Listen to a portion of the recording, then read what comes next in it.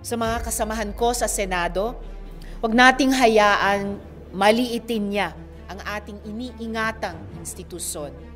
Kung hindi pa tayo manindigan sa kanyang tahasang pambabastos sa Senado, ewan ko na kung saan tayo pupulutin ito.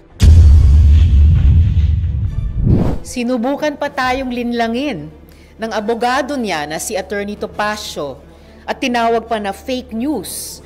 Pero si Kibuloy na din umamin.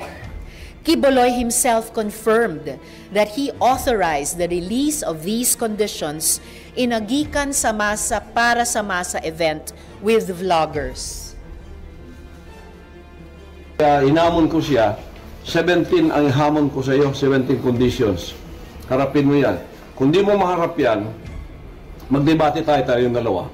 Wala dyan sa iyong court. Ang court mo kasi, nakatali ang kamay ng tao dyan eh. Parang boxing, pumunta ka, nakatali ang kamay. Kung basketball naman, kami sumusunod sa rules. Kayo walang rules. Tinatakbo niyo yung bola sa gusto niyo.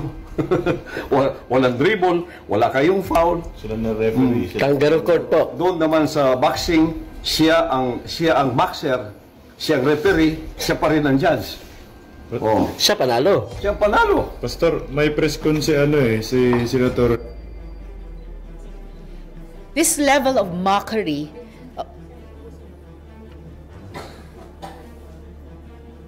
Hinamon ko siya, 17 ang hamon ko sa iyo, 17 conditions. Harapin mo yan. Kung di mo... May kadagdagan dito lang kasi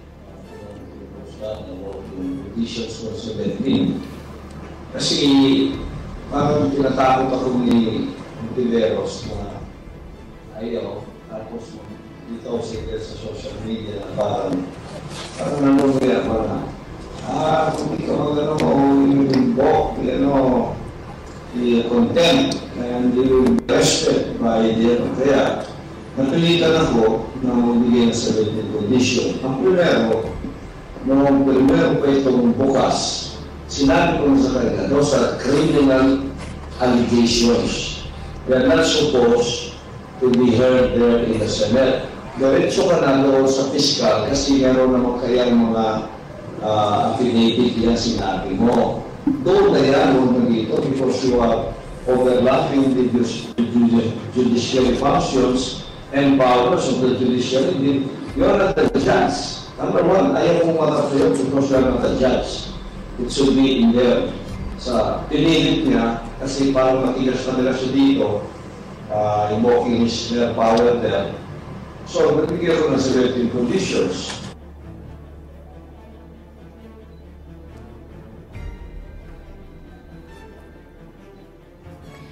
This level of mockery of a constitutional exercise of duty by a committee of the Philippine Senate is unprecedented and disturbing, and further confirms Kibuloy's undue refusal to appear before the committee pursuant to Section 18 of the Senate Rules.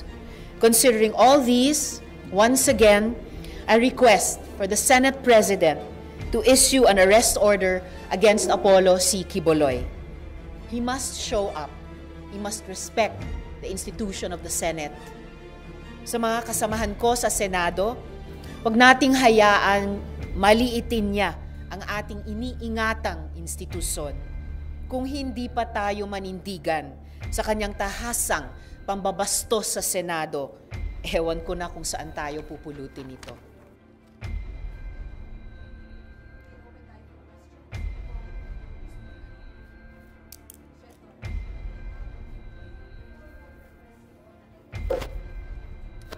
Formal request bang to arrest? So kasalukuyan pong pinare-receive na sa abogado ni Kibuloy itong ruling of the committee. Once matanggap nila, i-follow up ko na yung sinabi ko nung huling committee hearing na request kay SP na ipa-aresto na si Kibuloy. Ma'am, ano lang, bigyan nyo lang kami ng walkthrough. So, pagka-request kay SP, meron po ba siyang given period? Ilan yung at least araw para pirmahan ni SP yung order for arrest? And ano yung susunod po na mangyayari?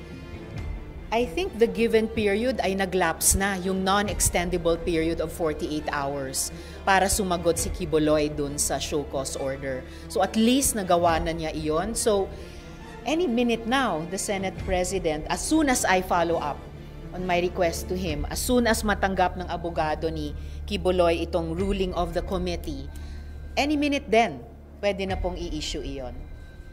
Last na lang. Sabi ng Kamara, willing sila na ibigay sa inyo yung custody ni Quiboloy. Kayo po ba willing din kayo na dito na sa Senate? Do you feel na talagang masesecure or magagwardiyan siya dito as compared sa House? No need for comparisons, pero lagi dati kapag mayroong pina-appear o pina-aresto ang Senado, ay naalagaan silang lahat dito sa Senado. Ngayon ko lang narinig yung sinabing iyon ng House. Kung ganon, ay wini-welcome ko po yun dahil isa na namang halimbawa ng interparliamentary courtesy na ibinibigay traditionally ng dalawang houses sa isa't isa.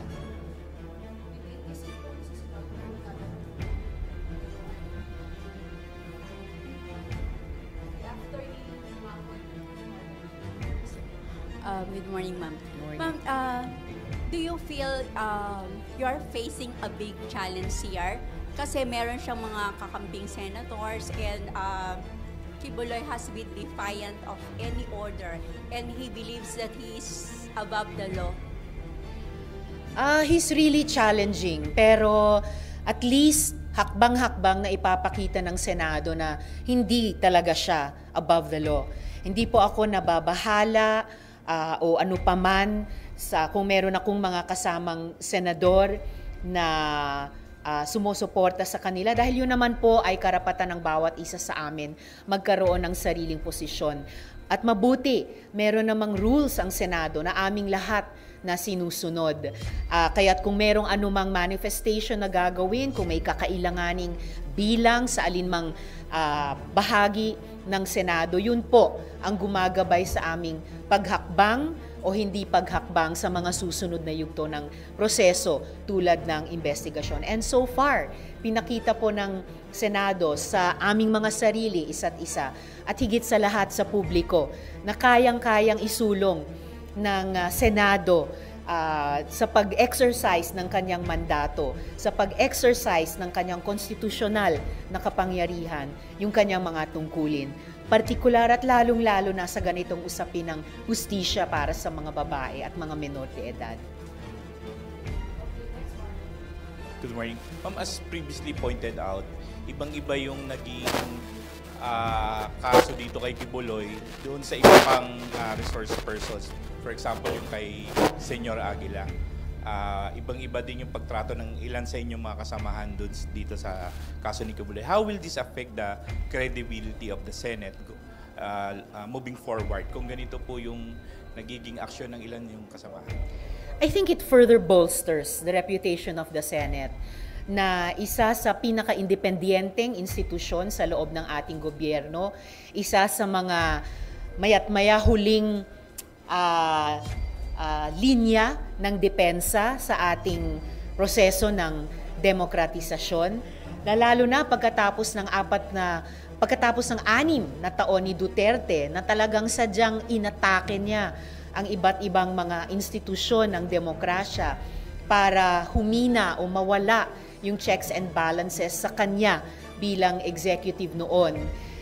Kahit sa ganitong mahirap na sitwasyon, pilit na ine-exercise ng mga institusyon tulad ng Senado pa rin at ulit ang mga muscles niya na kung ano ang kanyang mandato, kung ano ang kanyang mga kapangyarihan, kung ano ang kanyang tungkulin para ibalik sa dati at higit pa, palakasin palalo ang kakayahan niyang mag-fiscalize, ang kakayahan niyang mag-check and balance kapag mayroong ibang bahagi ng ating gobyerno o di kaya makapangyarihang bahagi ng ating lipunan na lalabag sa batas, lalabag sa karapatan ng kapwa mamamayan, tapos nag-aakala pa na walang maisisingil na accountability sa kanya. Ma'am, have you made the necessary arrangement po kung sakaling maaresto na si Quiboloy dito sa Senate? Yung security niya, kasi yung inaalala din ng ibang senator like Senator JV, Kaya nila pinupush yung mag-zoom na lang yung pag-testify ni Kibuloy. Well, gaya ng sinabi ko po dati, magpakita muna si Kibuloy ng kahandaan humarap sa komite bago siya humingi ng kung ano-anong leeway tulad ng iba't ibang paraan ng pagharap. At gaya ng nabanggit ko rin dati, may precedent na hindi pagbigyan ang ganyang klaseng hiling dahil precisely din pahihinain yung kakayahan ng Senado magpa-appear kahit minsan sa isang investigasyon ng bawat resource person. Ang suma total ng pag-appear pa ni Kibuloy sa ngayon sa Senado, sa komite ay 0.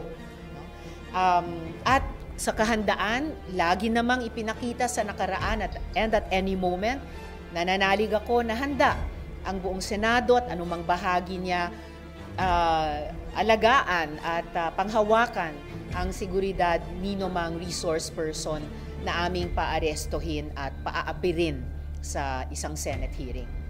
Ma'am Cecil, bago yung custody, ma'am, nandun yung hinaharap natin that if ever magkaroon ng warrant, i-arrest siya. What if may resistance? And hingi ba kayo ng tulong sa PNP? Kasi considering yung strength ng OSA, hindi kakayanin if ever. Ano po yung nakikita natin? Although it's an operational thing, you might want to give us some oversight. Buwang paniniwala ko sa kahandaan at kakayahan ng OSAA bilang frontline ng security ng Senado, gawin muli ang kanilang tungkulin. Tulad ng pag-serve nila ng subpoena kay Kibuloy dun mismo sa address niya sa Davao. Tulad ng isinagot ng DILG sa isang hearing, kung hingin namin sa pamamagitan ng OSAA ang tulong ng PNP, ay pwedeng-pwede po naming hingiin yon. At tulad sa mga raming pagkakataon noon na hiningi, pati ng aming komite, ang tulong ng PNP o ng NBI sa ganitong klaseng mga investigasyon ay naging laan naman po sila na ipagkaloob iyan, kaya umaasa pa rin ako sa dati na nilang pagtulong. Magtatanong po tayo sa DILG or sa PNP kung possibly merong physical resistance pagka i-arrest doon. Kasi di ba natatandaan mo yung kay Cleo po?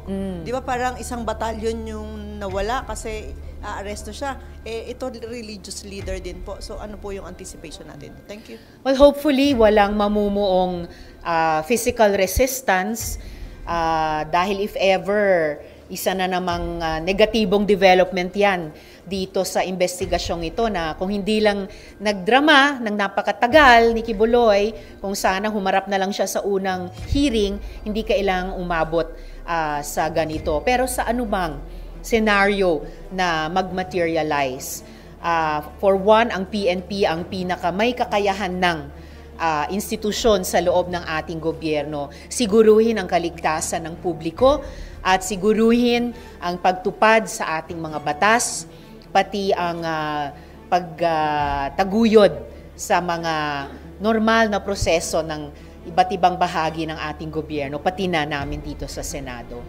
Hopefully, wag naman maging rally kasi considering may mga armed bodyguards po si Of course, higit sa lahat, hopefully hindi maging madugo ang anuman at gaya ng nabanggit ko kanina, kung anuman ay tiwala ako, handang-handa ang PNP panatilihing maayos at mapayapa yung mga proseso ng Senado at siguruhin na madala dito o so kung alingmang institusyon ang magkukustodiya sa kanila kay Kibuloy para sa wakas sumagot na sa mga tanong tungkol sa mga marami at seryosong akusasyon sa kanya. Okay, next po. Siya ulit. Ma'am, ako lang ako ng tanong. Yung, ma'am, related dun sa tanong ni Marlon kanina, kayo ba, ano yung nakikita nyo? Saan kumukuha ng lakas ng loob? Ng tapang si Kibuloy? Bakit grabe yung resistance po?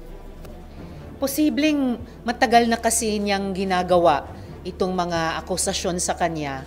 And so far, nakatakas siya, scot-free. Kaya hindi talaga mauubos yung pagpapasalamat ko sa ating mga matatapang na victim survivors. Kahit yung ilan sa kanila, ilang taon na ang nakalipas, nagbuo po silang lahat, bawat isa, ng lakas ng loob na sabihin ang kanilang kwentong buhay at maghabol talaga ng hustisya. Kung hindi dahil sa kanila, hindi maglalakas loob yung iba pa na dahan-dahan ay lumapit din sa aking opisina at sa aming komite para ikuwento nga ang kanilang katotohanan at yun na nga po habulin ang katarungan. Pero kayo ba, ma'am, nararamdaman niyo po ba or may nakikita ba kayo na somehow parang may nagpo-protect din kay Kibuloy kaya ganun na lang yung tapang niya? Mukhang meron talagang nagdadagdag sa lakas ng loob niya, mga nagprotekta sa kanya, baka hindi lang ngayon, kundi sa nakaraang mga taon, at may mga anggulong ganoon na lumalabas sa aming mga pagdinig.